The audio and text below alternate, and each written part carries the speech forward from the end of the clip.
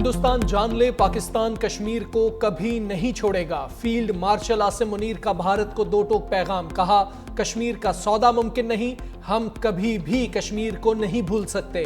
بلوچستان میں دہشت گرد فتنہ الہندوستان ہے، ان کا بلوچوں سے کوئی تعلق نہیں۔ ریاست کو کمزور بنانے کا بیانیہ بنانے والوں کی نفی کریں۔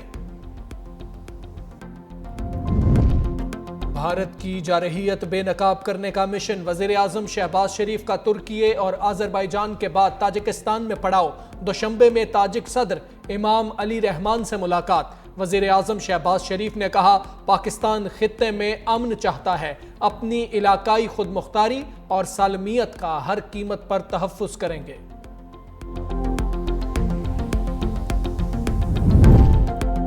اسلام آباد اور راولپنڈی میں بادل برس پڑے، مری میں گرج چمک کے ساتھ بارش، خیبر پختونخوا کے مختلف اضلاع میں موسلا دھار بارش، محمد میں آسمانی بجلی گرنے سے 2 افراد جاں بحق، مردان میں تیز بارش کے باعث حادثات، 2 افراد جان گنوا بیٹھے۔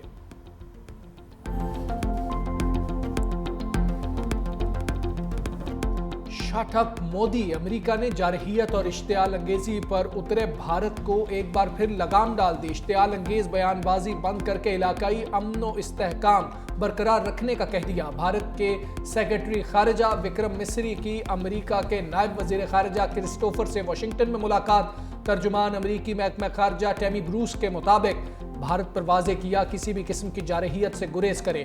دوسری جانب گودی میڈیا نے ہزیمت چھپانے کے لیے امریکی صدر کی کردار کشی شروع کر دی۔ مودی کے حمایتی ارنب گوسوامی جیسے بھارتی اینکرز نے امریکی صدر کو دہشت گردوں کا سرپرست اور جھوٹا قرار دے دیا۔ پاکستان بھارت سے کن شرائط پر سیز فائر کے لیے راضی ہوا؟ امریکہ میں پاکستانی سفیر نے سب بتا دیا۔ رضوان سعید شیخ نے کہا جنگ بندی شرائط میں کشمیر، دہشت گردی اور سنتاس معاہدے سمیت تمام تصفیہ طلب امور پر بات چیت پر آمادگی شامل تھی۔ توقع ہے امریکہ اپنا کردار ادا کرتا رہے گا۔ بھارت کے جارحانہ بیانات سے جنگ بندی برقرار رہنے پر سوالات اٹھ رہے ہیں۔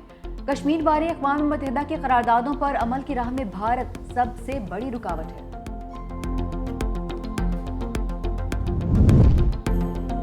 بھارت کو جنگ کے بعد دنیا میں رسوا کرنے کا مشن، چیئرمین پیپلز پارٹی بلاول بھٹو زرداری کی قیادت میں پارلیمانی وفد کل امریکہ روانہ ہوگا۔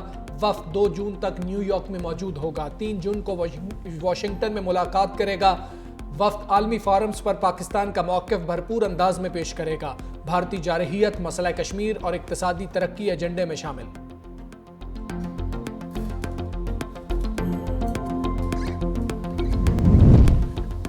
پاکستان کی ڈیجیٹل کرنسی کی دنیا میں انٹری، پہلے سرکاری حمایت یافتہ بٹ کوائن ریزرو کا اعلان، اسٹریٹجک بٹ کوائن ریزرو بھی قائم۔ پاکستان 2000 میگا واٹ بجلی کرپٹو اور اے آئی کو دے گا۔ کرپٹو کونسل کے سی ای او بلال بن ثاقب کا لاس ویگاس میں خطاب، کہا کہ پاکستان میں 4 کروڑ کرپٹو والیٹس ہیں۔ ڈیجیٹل اثاثہ جات کے لیے نیا ریگولیٹری ادارہ قائم کیا گیا۔ پاکستان اب ماضی کا قیدی نہیں بلکہ ٹیکنالوجی کا مرکز ہے، ہم یہاں خواب نہیں حقیقت بنا رہے ہیں۔ صدر ٹرمپ کو امن اور کرپٹو اپنانے پر خراج تحسین پیش کرتے ہیں۔ پاکستان کے ڈیجیٹل کرنسی کی دنیا میں قدم رکھتے ہی بھارت میں کھلبلے مچ گئے۔ پاکستان کی ڈیجیٹل معیشت میں انقلابی پیش رفت، ایس آئی ایف سی کی معاونت سے پہلا blockchain based high performance computing licence جاری۔ اسپیشل ٹیکنالوجی زونز اتھارٹی کی جانب سے ہگز کمپیوٹنگ لمیٹڈ کو لائسنس کا اجرا کیا گیا۔ منصوبے کے تحت سالانہ 15 سے 20 لاکھ ڈالرز تک زر مبادلہ کا حصول متوقع۔ ڈیٹا سینٹر 7 میگا واٹ بجلی سے کام کرے گا۔ منصوبہ بلاک چین، اے آئی، بگ ڈیٹا میں سرمایہ کاری کے شاندار مواقع فراہم کرے گا۔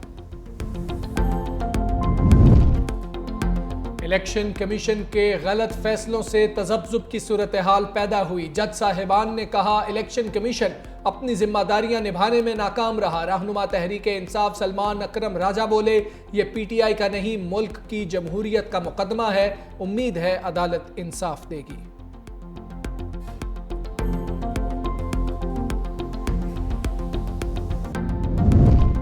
بانی پی ٹی آئی کو پنجاب کی 4 رکنی سیاسی کمیٹی پر تحفظات، عالیہ حمزہ کو پنجاب میں سیاسی کمیٹی کا سربراہ بنا دیا۔ نوٹیفیکیشن دوبارہ جاری کرنے کی ہدایت۔ سیاسی کمیٹی میں سلمان اکرم راجہ، عمر ایوب، احمد خان بھچر اور عثمان اکرم شامل۔ رہنماؤں نے بانی کو عالیہ حمزہ کے اوپر بنائی جانے والی کمیٹی سے آگاہ کیا تھا۔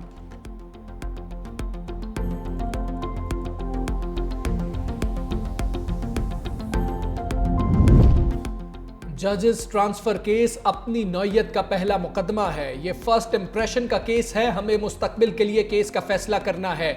सुप्रीम कोर्ट में जजेस ट्रांसफर केस की समाअत के दौरान जस्टिस मोहम्मद अली मजहर के रिमार्क्स। कहा, अदालत के सामने आईनी और कानूनी नुक्ते की तशरीह का मामला है। तबादले के मामले पर 3 चीफ जस्टिस इन्वॉल्व थे। हर चीज एग्जीक्यूटिव के हाथ में नहीं थी। तबादले पर जज से रजामंदी भी ली जाती है। जस्टिस नईम अख्तर ने कहा, जजिस ट्रांसफर का अमल वजारत कानून ने शुरू किया। केस की समाअत 16 जून तक मुलतवी। बजट 10 जून को ही पेश होगा। सेक्रेटरी खजाना ने रद्दोबदल की खबरों की तरदीद कर दी। कहा, पाकिस्तान और IMF के दरमियान वर्चुअल मुज़ाकरात आज फिर होंगे। तनख्वाहदार तबके और सनती शोबे को रिलीफ देने पर बातचीत होगी।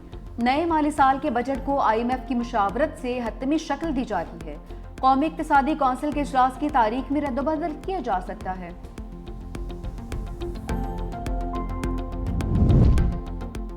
जमहूरियत के तसलसल और इदारों के इस्तेहकाम के लिए सियासी मुकालमे का फ़रोग़ वक्त की अहम ज़रूरत है। सदर जरदारी की पंजाब के मुख्तलिफ वफूद से मुलाकात में गुफ्तगू। सदर ममलिकत ने कहा, अवामी मसाइल के देर पा हल के लिए तमाम तबकात के साथ मुशावरत और ताउन के साथ आगे बढ़ना होगा। वफाक और सूबों में ताउन और सियासी यकजहती मुल्क की सलामती की ज़मानत है। इसके लिए हर सतह पर मुस्बत किरदार अदा करना होगा।